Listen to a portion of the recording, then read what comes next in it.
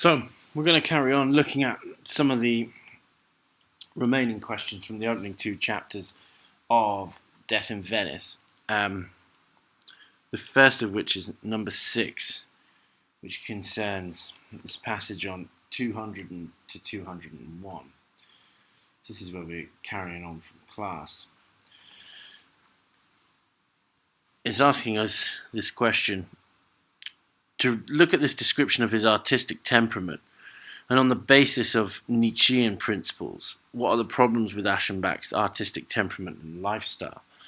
So beginning here from this relaxation and forgetfulness at the bottom of 200. It says, this relaxation and forgetfulness, it had been, he was bound to admit, an urge to escape, to run away from his writing, away from the humdrum scene of his cold, inflexible, passionate duty.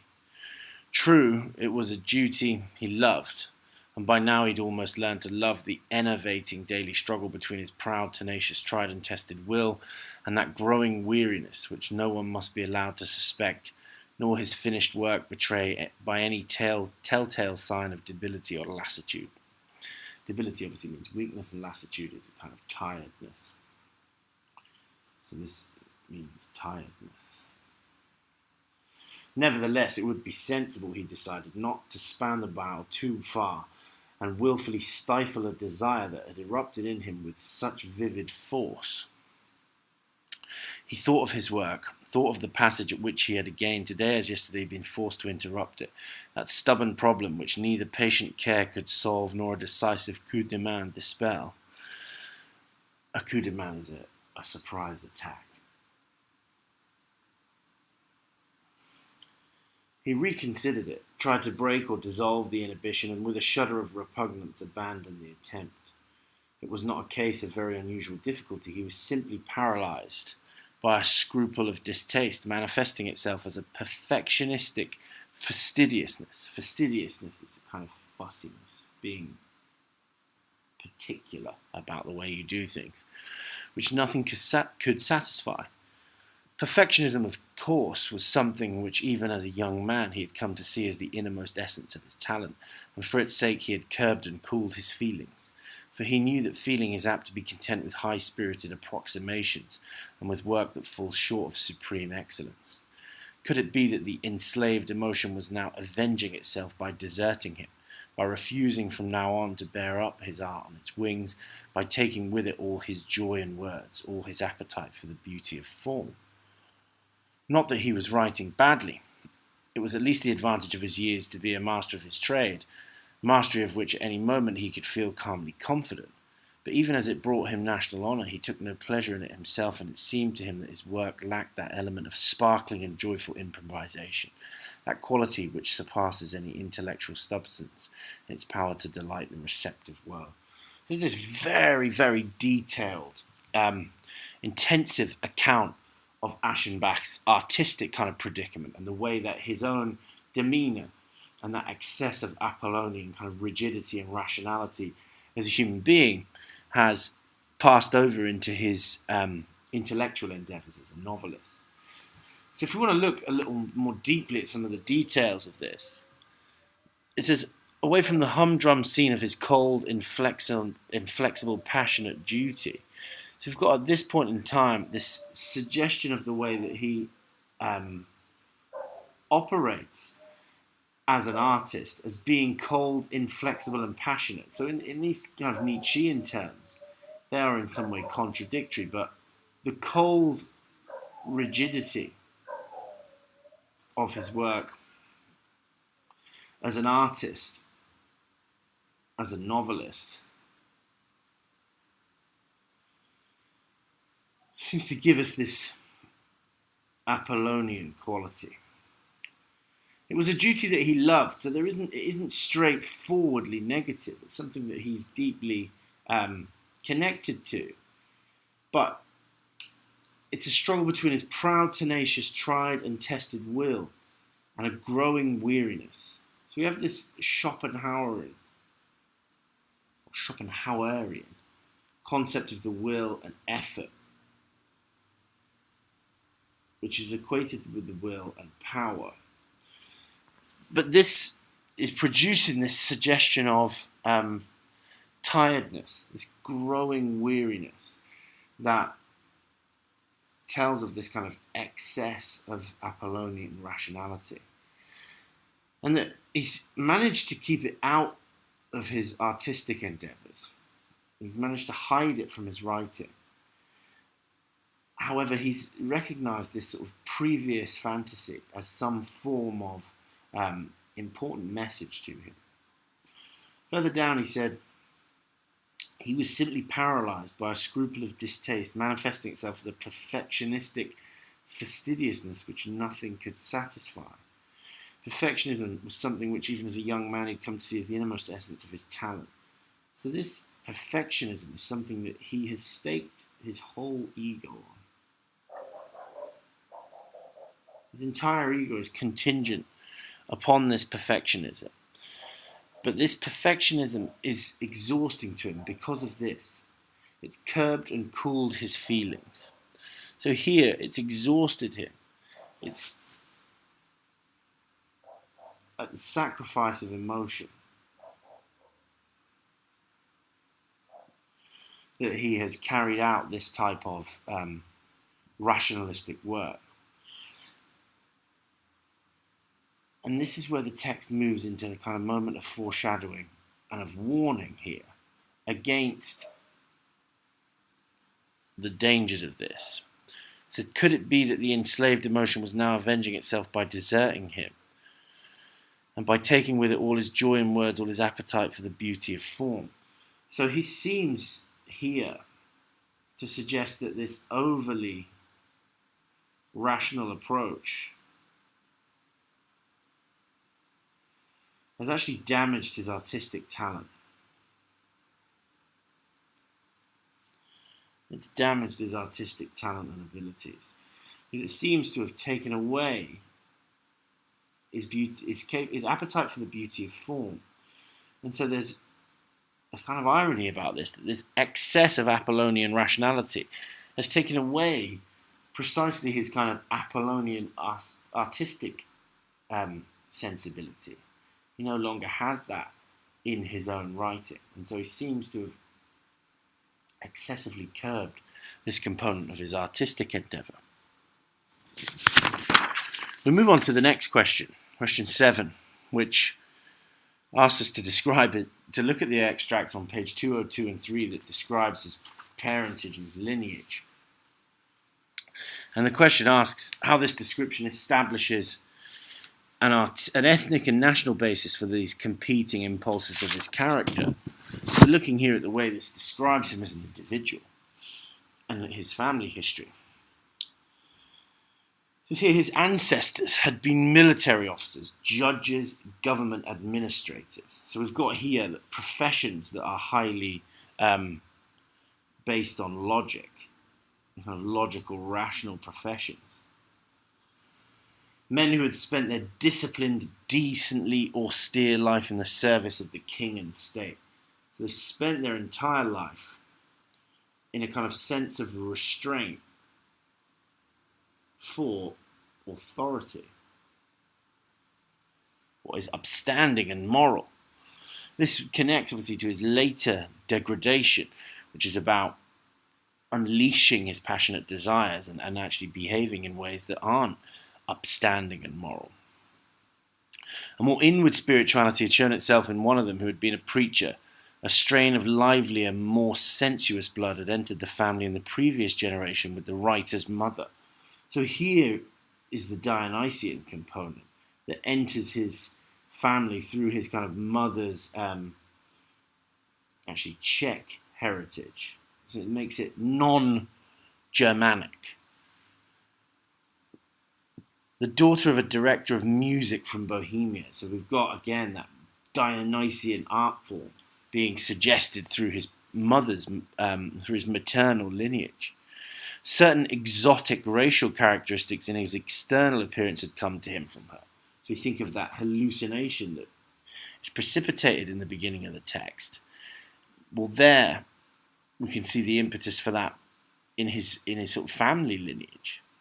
It was from this marriage between hard-working, sober conscientiousness and darker, more fiery impulses that an artist, and indeed this particular kind of artist, had come into being. And so, in some ways, his identity is a reconciliation of these impulses, but his life has neglected one. His life has neglected this kind of Dionysian component of his personality that seems to be connected to his maternal heritage and family. The next question concerns this description of Aschenbach from his boyhood. It says, how does this description of his health and lifestyle explain the impetus for his travels to Venice and the role that it might play as a setting? It says here, ever since his boyhood, the duty to achieve and to achieve exceptional things had been imposed on him from all sides. You can see the duty to achieve. It's not just about his own pleasure. It's being kind of forced upon him externally. It's been externally imposed by others with force. And thus he'd never known youth's idleness, its carefree, negligent ways. He's never known how to actually just relax. When in his 35th year he fell in Vienna, a subtle observer remarked of him on a social occasion, you see, Aschenbach has always only lived like this, and he makes this kind of tight fist. And he let his hand open. He let his hand hang comfortably down along the chair, never like this. He creates this kind of slack. And there, in that moment of characterization, is the Apollonian-Dionysian binary. That motif is constantly reworked in the text itself, here through the description of an observer. As it was a correct observation, and the morally courageous aspect of the matter was that Aschenbach's native constitution was by no means robust, that the constant harnessing of his energies was something to which he had been called but not really born. And now again there's this kind of adumbration here of his fragility. It forewarns us and predicts this sense of fragility and degeneration, which affects him in the culminating part of the text.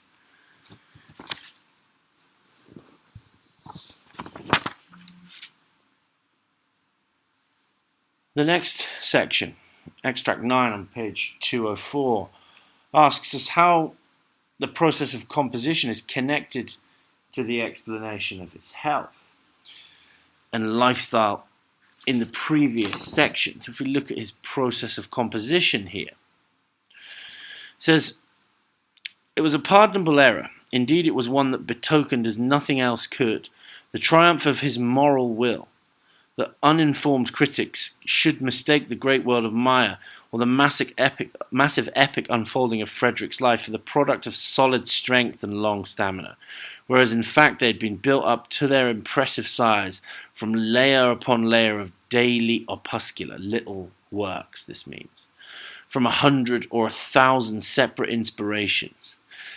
So we've got here this suggestion of enormous effort here. These huge works that seem to have been the product of just a kind of a sheer force of character and of will, have actually been created through these consistent, repetitive efforts that have chipped away at these works, but they've also chipped away at Aschenbach.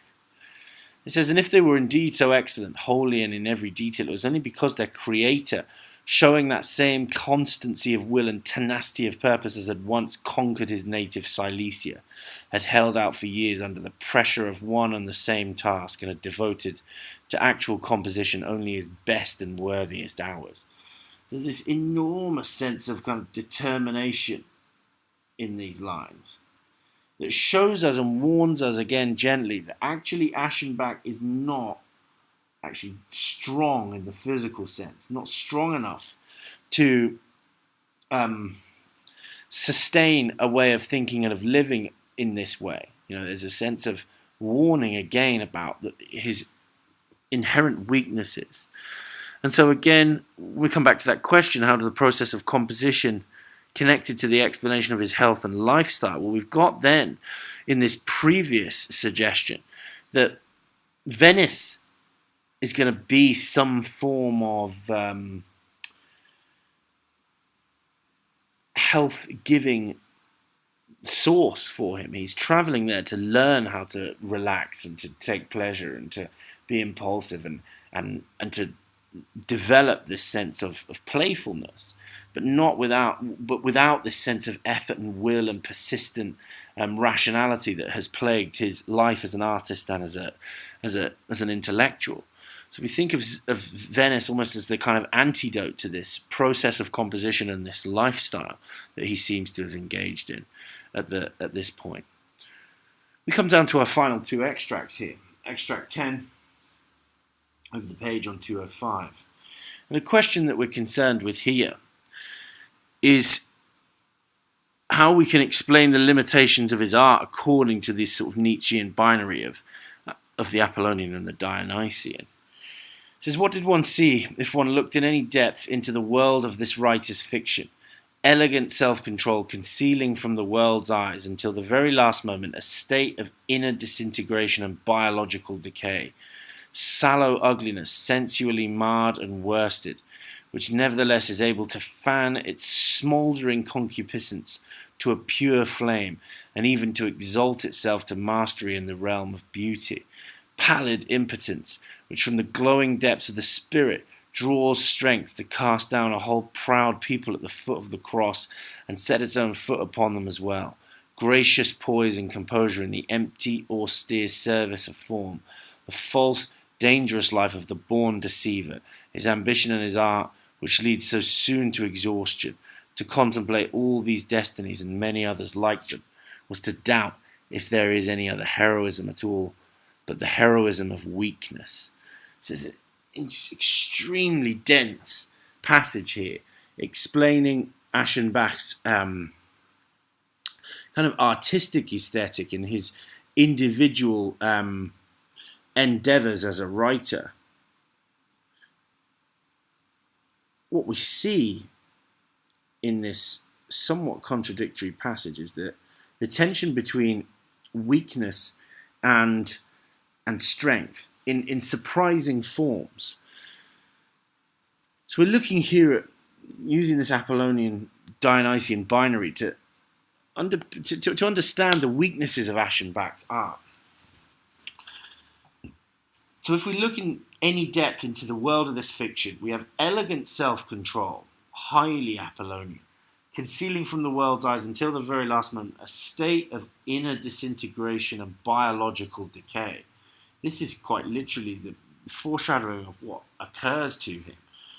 Sallow ugliness, pale ugliness, sensually marred and worsted, which is nevertheless is able to fan its smouldering concupiscence. So we've got here this sort of sense of sexual lust to a pure flame, and even to exalt itself to mastery in the realm of beauty.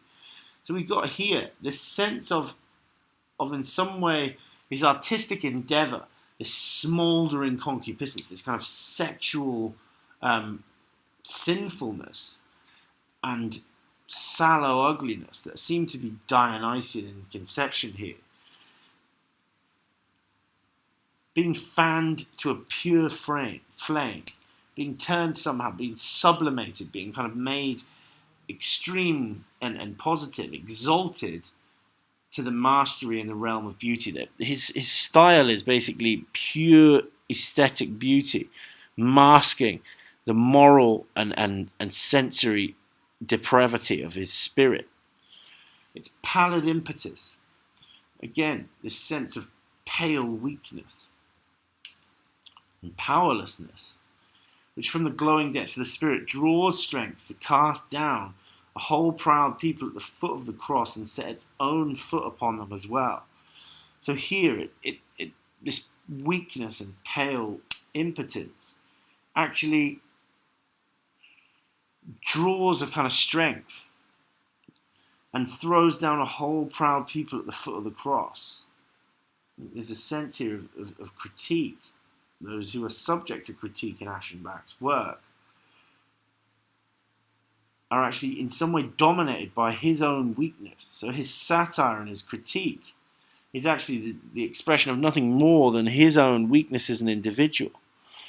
Again, these Apollonian qualities of gracious poise and composure in the empty, austere service of form, the false, dangerous life of the born deceiver, his ambition and his art which leads so soon to exhaustion. To contemplate all these destinies and many others like them was to doubt if there is any heroism at all, but the heroism of weakness. So this suggestion here is that Aschenbach's art is in some way devoid of a kind of impulsive, emotional, animating principle. And that it seems to be almost kind of pure style, pure Apollonian form. And that it seems lifeless and lacking in vitality and lacking in emotive power as a result of this. And so his art is telling us the story of his temperament. It's telling us the story of his process of composition. All of these things, as a representation of Aschenbach, through characterization, are building on that overtly Apollonian state of being that he seems to rely upon for the generation of his artistic inspiration. Our last extract here asks us the question in this final extract on page 207, how it connects all of the following: his artistic approach, his morality, and his psychological repression. So how it connects his moral position, the way he acts as an artist, and his psychological repression here. This is a kind of a tying together of all of these ideas that have been gradually outlined in these opening two chapters. The forthright words of condemnation which here weighed vileness in the balance and found it wanting. They proclaimed their writer's renunciation of all moral skepticism, of every kind of sympathy with the abyss. So here Aschenbach is said to have been critical of moral skepticism, of seeing morality as in some way idealized and limited. So he believes in morality, according to this critical essay that he's written, his famous short story, A Study of Abjection. Of every kind of sympathy with the abyss. Sympathy with the abyss would be this kind of moral skepticism, this skeptical attitude that morality doesn't work. It declared his repudiation of the laxity of that compassionate principle. So it declared his rejection of the kind of slack nature of that compassion, which suggests that understanding people is to forgive them, which is the basis, I suppose, of moral skepticism in this argument, that in some way if you believe morality to be of only limited value, then you're capable of being compassionate towards anyone. And the development that was here being anticipated, indeed already taking place, was that miracle of reborn naivety, to which, in a dialogue written a little later, the author himself had referred with a certain mysterious emphasis. So, in some ways here, there's a suggestion that it's naive to adopt a moral stance. It's a miracle of reborn naivety. How strange these associations. Was it an intellectual consequence of this rebirth, of this new dignity and rigour, that about the same time his sense of beauty was observed to undergo an almost excessive resurgence, that his style took on the noble purity, simplicity and symmetry that were to set upon all his subsequent works, that so evident and evidently intentional stamp of the classical master. Now the important thing here is the equation of style and form in his writing with a moral position. And it seems to be that there is a suspicion towards the immorality of things that seem to be Dionysian. Immorality and Dionysus are kind of equated here because pure form, that Apollonian impulse, seems to correlate to a moral perspective, a moral position. So there seems to be inherently contained within an interest in form in Aschenbach's art, the suggestion that this involves a moral position, and that's where his renunciation of moral skepticism comes from. And yet, moral resoluteness at the far side of knowledge, achieved in despite of all corrosive and inhibiting insight, does not this in its turn signify a simplification, a morally simplistic view of the world and of human psychology, and thus also a resurgence of energies that are evil, forbidden, and morally impossible? So if you're morally resolute at the far side of knowledge, if you are on the boundary of what's known and you bring a moralistic position to it, that actually this is achieved in spite of corrosive and inhibiting insight, that you are ignoring the things that tell us the dark truths about human nature. And doesn't it then, to take this moral position, become a simplification, a simplistic view of the world and of human psychology, and a resurgence of energies that are evil, forbidden, and morally impossible? Now this is what opens us up for the destiny of Aschenbach in the text. It cannot adhere to this moral perspective, because this is precisely the story of him in the novel, a resurgence of energies that are evil, forbidden, and morally impossible. He's tried to hide them in his artistic endeavour here, but this repression is failing, and finding that actually, as we go through the story and his passionate attachment to Tadzio develops, that those dark forces that are required to animate his art are also darkly immoral, and they preclude him from adopting this renunciation of moral skepticism. His final question is form not two-faced. Is it not at one and the same time moral and immoral? Moral as the product and expression of disciplines, and moral in that Apollonian sense, but immoral and even anti-moral in as much as it harbours within itself an innate moral indifference. Form is indifferent to morality. And so that tension and ambiguity there between the product of expression of discipline here, the Apollonian state that he finds himself in at the beginning, is in tension with its form's innate moral indifference. And so there's something Apollonian about its moral indifference, and that's precisely the way that he sees Tadzio, as an expression of pure form, as the expression of artistic beauty. And as a result of that expression of artistic beauty, that's what releases the evil, forbidden, and morally impossible energies of his dark attraction to this child. And so we have this irreconcilable sense of ambiguity and impasse that Aschenbach sort of comes to through the interrogation of his artistic endeavours and his approach to form and his approach to beauty in his late style.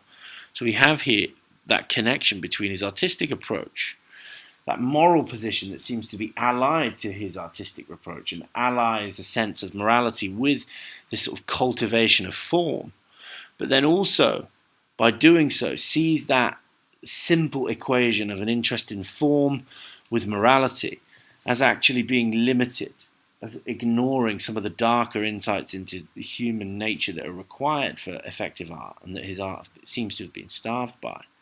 And because of that psychological repression that involves, through the adherence to that artistic approach based on rationality and the cultivation of form, a sense of form itself actually becoming both moral and immoral in its moral indifference, but also its being a product of discipline. So that ambiguity that ends this extract is irreconcilable. Aschenbach can't find a way to conceive of his artistic endeavour as being purely moral, and that is a huge example of foreshadowing.